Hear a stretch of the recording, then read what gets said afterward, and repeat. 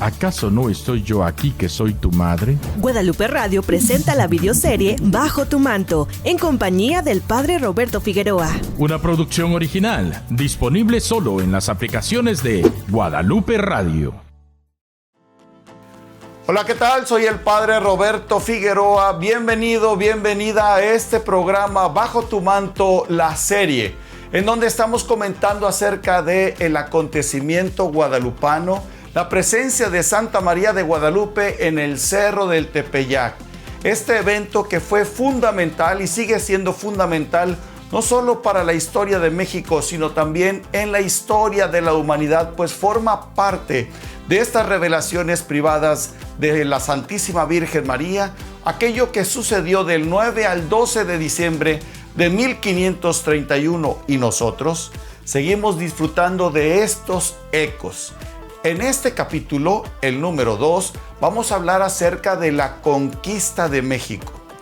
Así es como comienza el Nicanopogua, documento, como ya lo hemos platicado, que nos narra el acontecimiento de las apariciones de Santa María de Guadalupe en el Tepeyac. Este documento escrito por Antonio Valeriano.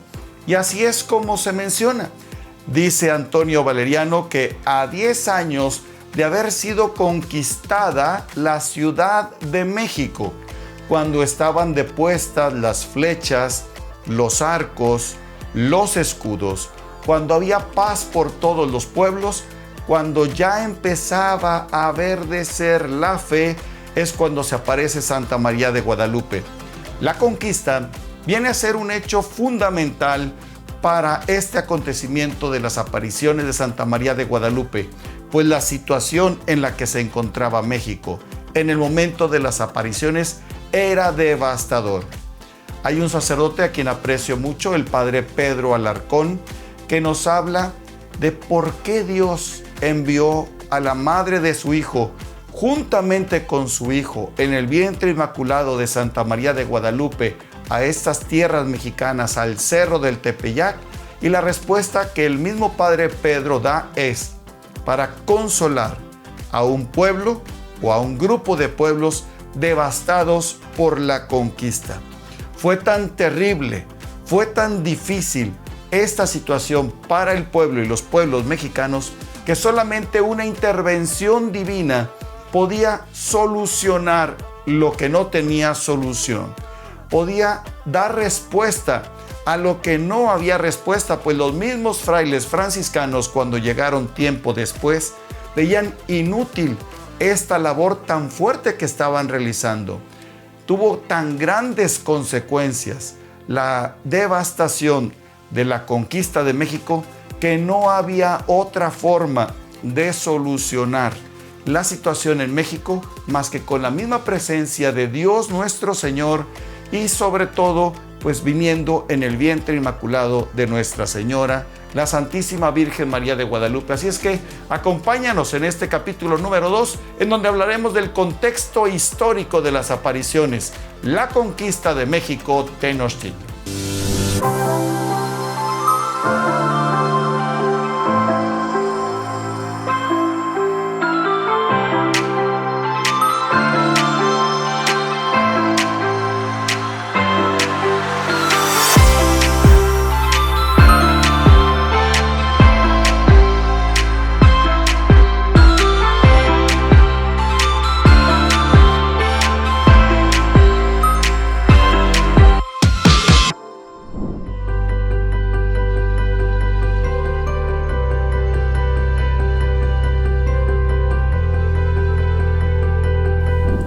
Estamos platicando en este capítulo 2 del acontecimiento guadalupano en la serie de Bajo tu manto, lo que fue la conquista de México, este contexto histórico de las apariciones de Santa María de Guadalupe.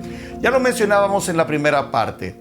A 10 años de haber sido conquistada la Ciudad de México, cuando estaban depuestas las flechas, los arcos, los escudos. ¿Qué significa esto? Cuando la muerte había por todas partes, se encontraba en todos lados.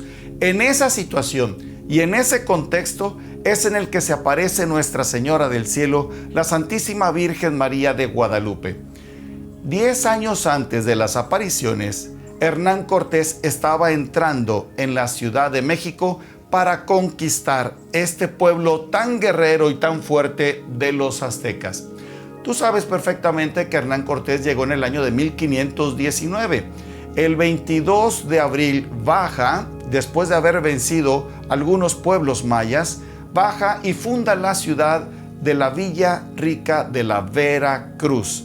Y una vez establecido en estas tierras mexicanas, con todos los pueblos que peleaba y vencía, estos pueblos después se unieron a Hernán Cortés, porque sabían que con él y con este grupo de hombres extraños para los pueblos prehispánicos, los pueblos indígenas, sabían que podían liberarse del yugo azteca.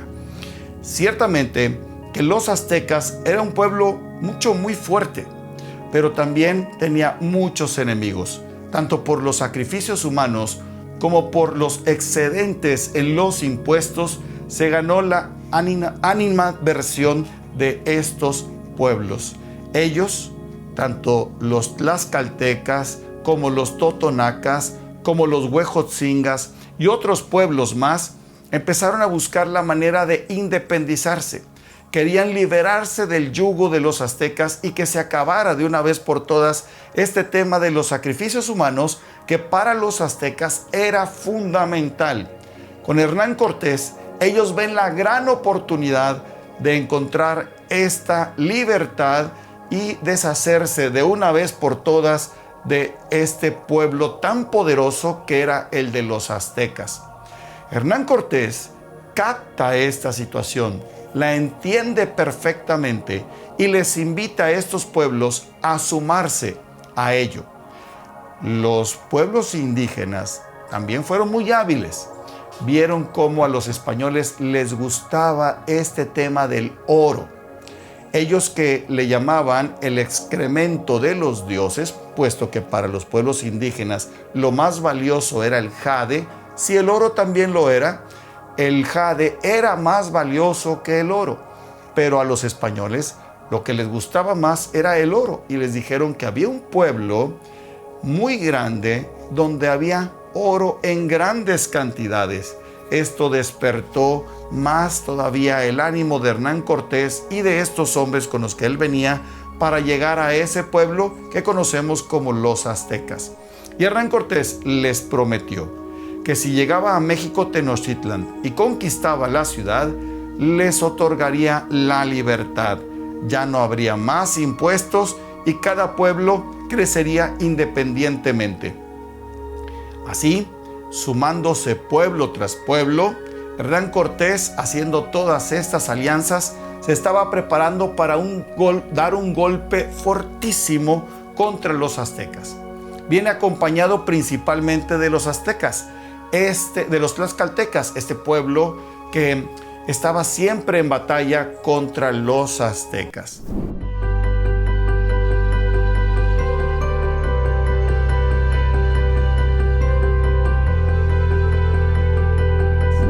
Llega el 8 de noviembre de 1519 por la calzada de Iztapalapa y se encuentra ni más ni menos que con Moctezuma, el antepenúltimo emperador azteca.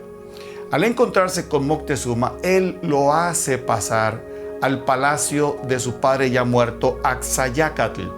Moctezuma creía que Hernán Cortés era Quetzalcóatl, pues con todos estos rasgos físicos coincidía perfectamente con los rasgos de Quetzalcóatl cuando se vestía como ser humano. Así es que Moctezuma y el pueblo azteca pensaron que Quetzalcóatl, que se había ido por el occidente, que se había ido por Veracruz, iba a regresar un día, y exactamente en el día y en el año en el que se podía regresar por parte de Quetzalcóatl es cuando entra Hernán Cortés, y por eso se da esta confusión.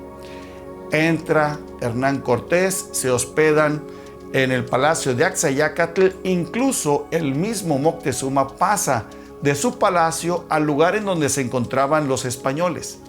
Con el tiempo es capturado Moctezuma y se le pide que traiga todo el oro del imperio.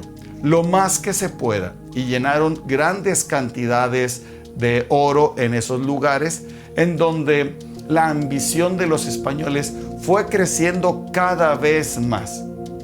Para esto, Diego Velázquez, gobernador de Cuba, ya se había enterado de lo que estaba haciendo Hernán Cortés y manda a Pánfilo de Narváez para que capture a Hernán Cortés y lo lleve ante Carlos I de España, puesto que Hernán Cortés no tenía permiso para hacer este tipo de expediciones en donde se podían internar y mucho menos fundar ciudad y conquistar una ciudad. Estaba totalmente prohibido. De modo que manda a Pánfilo de Narváez. Hernán Cortés se da cuenta de esta situación, deja a Pedro de Alvarado como encargado y se va a pelear allá a Veracruz contra Pánfilo de Narváez. Gana Hernán Cortés la batalla, pasa por la espada el ojo de Pánfilo de Narváez, y lo que sucede es que el ejército de Pánfilo de Narváez se suma al de Hernán Cortés. Mientras tanto, en México, los sacerdotes y nobles aztecas le piden permiso a Pedro de Alvarado de celebrar la fiesta de Toxcatl. Esta fiesta, que era muy importante para los aztecas, pues era una fiesta dedicada a Huitzilopochtli y a Tezcatlipoca. En esta fiesta, en donde se le dice a Pedro de Alvarado por parte de los tlaxcaltecas de que se están sublevando y van a acabar contra los españoles. Pedro de Alvarado lo que hace es pasar por cuchillo a todos los sacerdotes y a muchos de los nobles aztecas, cosa que crea una molestia muy fuerte en el pueblo azteca. Comienzan las piedras, nopales y todo lo que se pueda aventar contra los españoles, que se amotinan nuevamente en el palacio de Axayácatl. Hábilmente, los aztecas dejan que Hernán Cortés, que ya viene de regreso, entre en la ciudad, pues la idea es acabar con todos.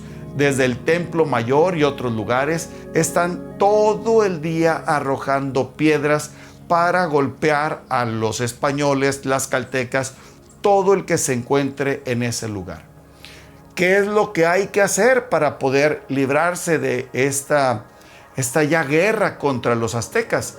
Pues sacan del palacio a Moctezuma para que calme al pueblo, y mientras él está hablando con el pueblo para poderlo aplacar, alguien que se cree que es el mismo Cuauhtémoc avienta una piedra, le golpea a Moctezuma en la cabeza y lo mata. Ahí es donde Hernán Cortés y también su gente piensa: ya terminó todo esto. Si eso hicieron con el emperador, a quien ni siquiera se atrevían a ver el rostro, ¿qué es lo que van a hacer con nosotros? De modo que planean la huida. Matan a algunos de los descendientes de Moctezuma del Palacio Real. Cuitláhuac, pariente de Moctezuma, ya había salido del palacio supuestamente para tomar víveres, pero era precisamente para animar al pueblo a que se levantara contra los españoles y los acabara de una vez y para siempre. Sin embargo, esto no se logró, y como en la noche no peleaban los aztecas, planean los españoles huir en la noche. Cuando ya van huyendo, los descubren, y es ahí donde se entabla esta batalla en una calzada. Pues lo que dividía la tierra firme del islote era el lago de Texcoco, y esa tierra firme estaba unida con el islote a través de las calzadas, que eran 4 prácticamente, para que hubiera comunicación del islote con tierra firme. Pues se van por la calzada, y ahí es donde se entabla la batalla, que la están perdiendo terriblemente los españoles. Hernán Cortés ve la oportunidad para huir, huye, escapa con una gran cantidad de hombres, otros se quedan atrapados, tanto tlaxcaltecas como también algunos de los españoles, a los que vendrán sacrificando los mismos aztecas, y a eso se le llama la Noche Triste. Hernán Cortés hace un recuento de todo esto que ha sucedido y cae en la cuenta de que ha perdido. se regresa con los tlaxcaltecas, piensa que ellos ya no le van a apoyar más, pero con mayor razón los tlaxcaltecas le dicen a Hernán Cortés: estamos contigo. Sanan de todas las heridas a los hombres y se preparan para una nueva batalla.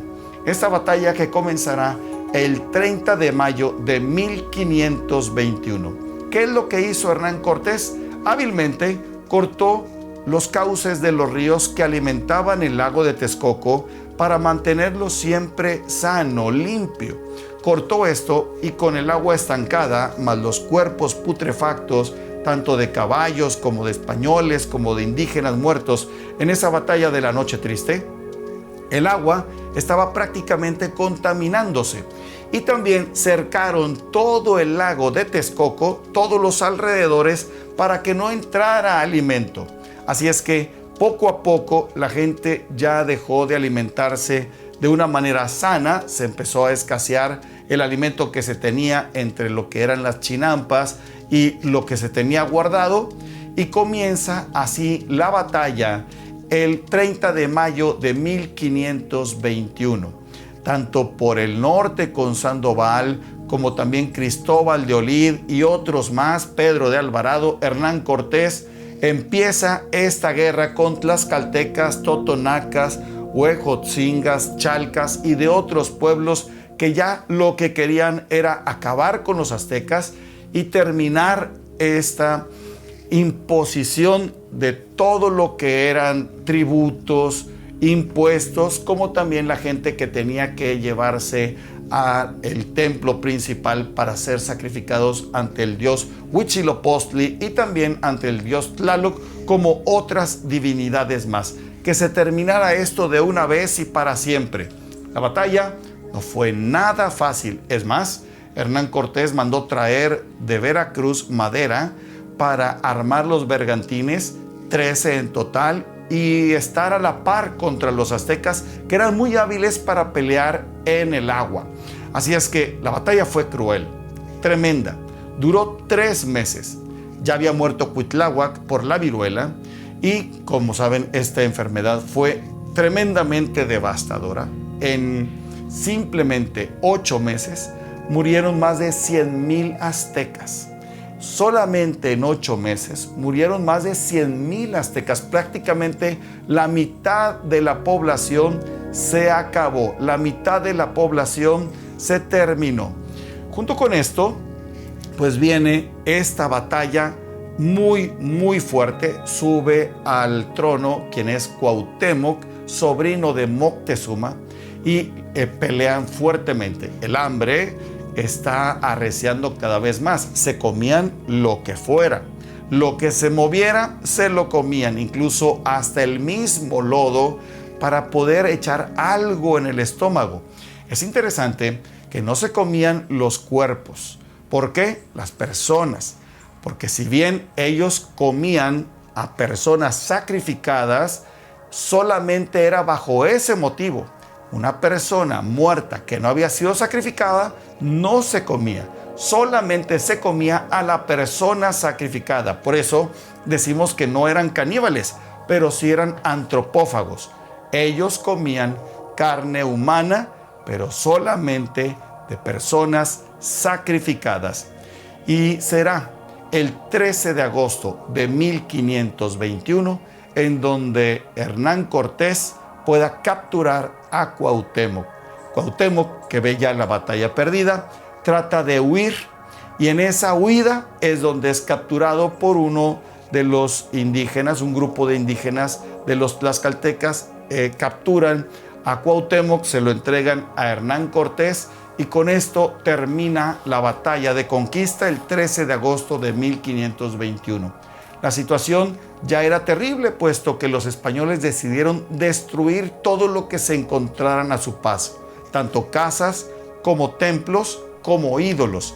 Esto lo que vino a ocasionar es la Gran Depresión, que ese será el tema del que platiquemos en el siguiente capítulo.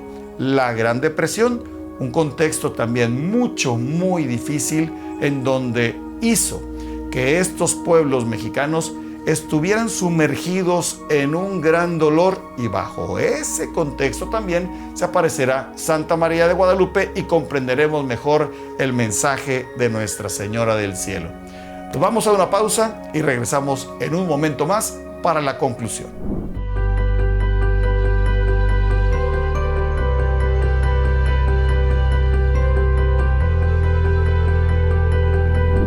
Ya para terminar, vamos a concluir con este tema tan importante de la conquista. Hernán Cortés es considerado como uno de los grandes conquistadores en la historia. Esta batalla que se realizó contra el gran imperio azteca no fue nada fácil. No fue nada sencillo para Hernán Cortés realizar esta labor titánica, en donde pueblos que habían luchado contra los aztecas no habían podido vencerles. Pueblos que se habían sublevado una y otra vez contra los aztecas y no habían podido acabar con esta imposición tanto de tributos como también de los impuestos y de alguna manera como impedir que se llevaran a su gente para los sacrificios humanos. Hernán Cortés logró lo inimaginable. Termina este gran imperio, así concluye, pero uno pensaría que solamente se trataba de los aztecas, pero no fue así. Esta promesa que Hernán Cortés había hecho a todos los pueblos indígenas, esta promesa solamente la cumplió con los tlaxcaltecas. De modo que, sí, en el año de 1527 llegará el primer obispo a este territorio mexicano, que será Julián Garcés, un obispo dominico, y llegará a Tlaxcala para beneficiar, para agradecer a los tlaxcaltecas, que fueron los que más hombres aportaron en la batalla de la conquista y que se unieron a esta gran batalla de la conquista contra los aztecas. Llegará el primer obispo ahí en agradecimiento, pero con el tiempo prácticamente todos estos pueblos indígenas fueron también conquistados o vencidos. Con el tiempo Hernán Cortés se fue imponiendo. Lo que sucedió es prácticamente quitar al emperador azteca y ahora ponerse él como emperador, o dejar a este grupo de españoles como dominadores de todos estos territorios. Si bien Hernán Cortés con el tiempo sale hacia el sur, lo que llamamos ahora Centroamérica, para conquistar las Ibueras, que conocemos ahora como Honduras, y todo esto de Centroamérica, que realmente no logró mucho y mejor tuvo que regresar a México. Y de ahí tuvo que regresar a España para justificarse ante el rey y emperador Carlos I de España, Carlos V de Alemania, que es el mismo. Hernán Cortés tuvo que poner esta autoridad, de la cual después fue despojado. Solamente el rey Carlos I lo que le otorgó fue una pequeña porción, grande en aquel entonces, pequeña ahora considerada a la luz de todo lo que significa México y el hecho tan fuerte de la conquista de allá de Oaxaca, de Antequera. Vemos cómo no fue algo tan trascendente para Hernán Cortés, puesto que sí, hizo algo muy grande para España, hizo algo muy grande en su momento para los pueblos indígenas, los otros pueblos, totonacas, huejotzingos, tlaxcaltecas y otros pueblos más, pero obviamente para los españoles pues vino a ser ya un continente para ellos, para obtener oro, plata y muchas otras cosas de riqueza para este país, esta nación que estaba en pleno crecimiento y necesitaba de mayor capital, que lo vino a obtener de este continente americano. Así es que la conquista vino a traer una gran tristeza y dolor, no solamente para los aztecas, sino para los otros pueblos que también fueron considerados vencidos. Tanto la enfermedad de la viruela como la misma conquista, y en el mismo año 1531, en donde llegó la enfermedad también traída por los españoles del sarampión y una enfermedad propia de aquí, de estos territorios mexicanos, que es la enfermedad del cocolistli, hará que en el acontecimiento guadalupano, en las apariciones de Nuestra Señora de Guadalupe, cuando ella mencione, porque allí en la casita sagrada escucharé su llanto, porque allí remediaré sus penas, porque allí curaré sus diferentes dolores y miserias. Obviamente, la situación que reinaba en México de muerte, de dolor, de enfermedad, hará que la presencia de Santa María de Guadalupe y el mismo Hijo de Dios en el vientre inmaculado de Santa María de Guadalupe sea tremendamente relevante. Y no solo para ese momento de 1531, 1532, sino de ahí en adelante. La presencia maternal de Nuestra Señora, la Santísima Virgen María, la Virgen de Guadalupe, esa presencia maternal, esa presencia amorosa hará que no solo el pueblo mexicano, sino todos los pueblos de este gran continente de América, veamos en la Madre de Dios también a nuestra propia Madre. Así, después de la conquista, vendrá este tema tan importante de la Gran Depresión, la situación tan terrible en la que se encontraba México. No solamente estaba ya, como se dice en el ambiente médico, en cuidados intensivos, se encontraba en fase terminal. Y desde esos cuidados intensivos y desde esa fase terminal en la que México se encontraba, viene el verdaderísimo Dios por quien se vive, nuestro Señor Jesucristo, para llenarnos de la verdad, del amor, de la vida, de la gracia y de la santidad, para hacer de México un nuevo México, a la luz de la presencia de la forjadora de esta nación, Nuestra Señora del Cielo, Santa María de Guadalupe, con el vientre abultado en donde se encuentra nuestro Señor Jesucristo. Y esa presencia amorosa se manifestará una y otra vez por medio de tantos milagros y tantas acciones en favor en aquel entonces de los pueblos prehispánicos y ahora en favor tuyo y mío. Y la bendición de Dios Todopoderoso, Padre, Hijo y Espíritu Santo, descienda sobre ustedes y permanezca para siempre. Amén. Hasta la próxima. Gracias por acompañarnos en un capítulo más de la videoserie Bajo tu manto, en compañía del Padre Roberto Figueroa. Una producción original disponible solo en las aplicaciones de Guadalupe Radio.